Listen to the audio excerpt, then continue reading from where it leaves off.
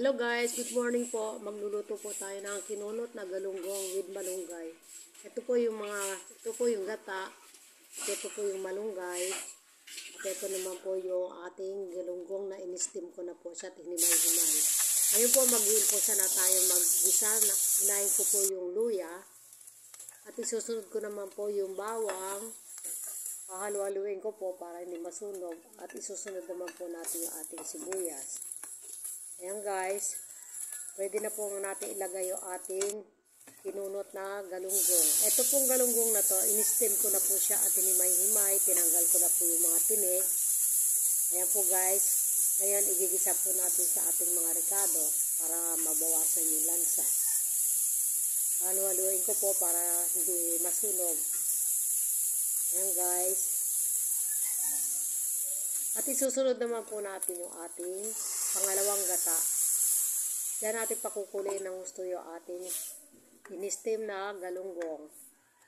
Halu-haluin po natin yung ilalim para magpantay yung pagkakaluto at hindi masunog yung ilalim. Ayan guys. At pagka kumulo na po siya, ilalagay naman po natin yung ating hinimay-himay na malunggay. Ayan guys. Pwede na natin ilagay yung ating malunggay. Ayan po. At ito namang malunggay, kinuha ko rin po sa aking garden. Ayan guys.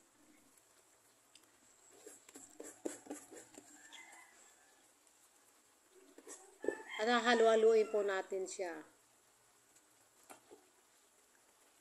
Hahaluin natin mabuti para magpantay ang pagkakaluto. At hahaluin natin mabuti palagi kasi para hindi masunog yung ilalim.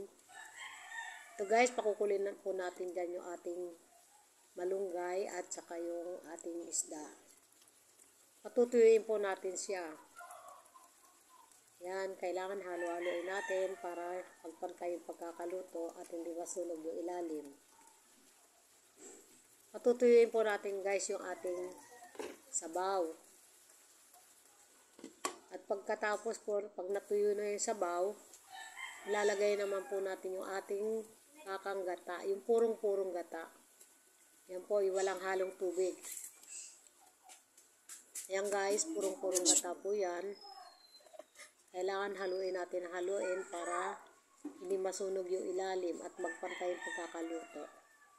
Naglagay na rin po ako ng pampalasa, kagaya po ng mga magic sarap, mga seasoning, nilagyan ko na rin po.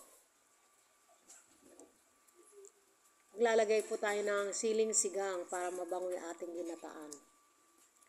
Ayan guys.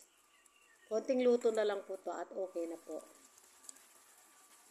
Ayan guys.